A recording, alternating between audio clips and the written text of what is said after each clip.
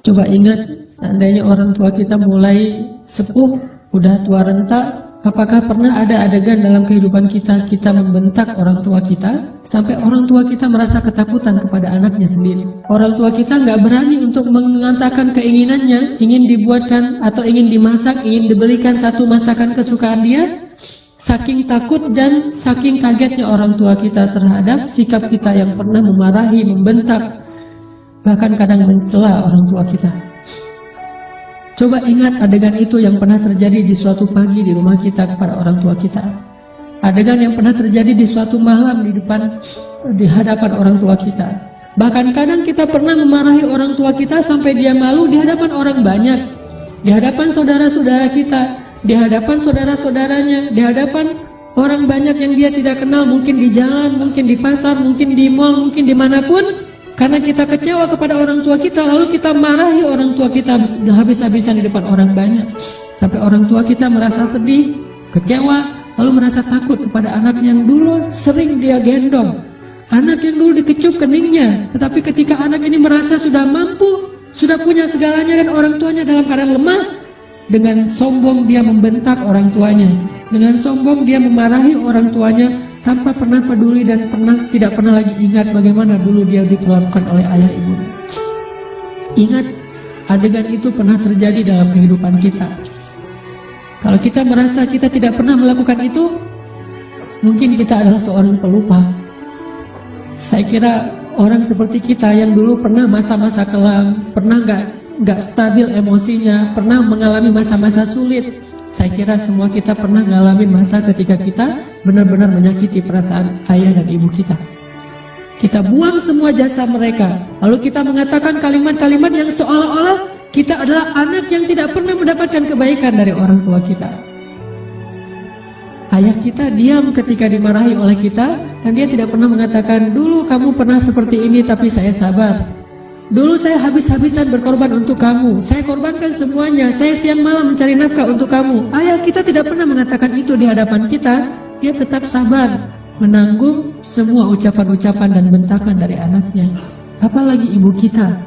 Apakah dia mengandung kita 9 bulan hanya untuk ketika kita lahir lalu membentaknya? Dia mengandung kita 9 bulan dalam kepayahan, gak bisa duduk, gak bisa tidur, gak bisa berdiri, jalan kemana-mana berat. Apakah hanya untuk melahirkan seorang anak yang congkak, sombong, yang kemudian membentak ibunya hanya karena kesalahan kecil yang dilakukan ibunya? Ingat, adegan itu pernah terjadi dalam kehidupan kita. Lalu coba baca perintah Allah. Sehingga pantas jika Allah Subhanahu wa Ta'ala sangat murka kepada anak sesoleh apapun dia, ahli tahajud sekalipun, tinggal di Masjidil Haram sekalipun, kalau dia durhaka kepada ayah ibunya, ini tidak ada nilainya di mata Allah Subhanahu wa Ta'ala.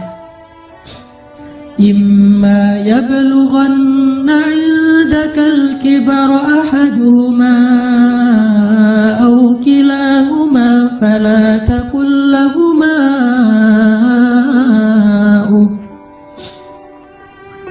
Seandainya salah satu dari mereka atau keduanya tumbuh atau hidup bersama kalian dalam tanggungan kalian, maka janganlah sekali-kali kalian mengatakan kepada keduanya kalimat-kalimat yang menyakiti. Uffin. Allah larang kita untuk mengatakan itu. Lebih baik kita tidak pernah sholat sunnah sekalipun, kalau kita masih bisa tetap menjaga lisan kita kepada orang tua, daripada kita menjadi ahli ibadah tetapi kita tidak mampu menjaga lisan kita dari menyakiti orang tua kita. فَلَا تَقُلْ لَهُمَا أُفٍّ وَلَا تَنْهَرْهُمَا فَلَا تَقُلْ لَهُمَا أُفٍّ وَلَا تَنْهَرْهُمَا وَقُلْ لَهُمَا قَوْلًا كَرِيمًا. فَلَا تَقُلْ لَهُمَا أُفٍّ.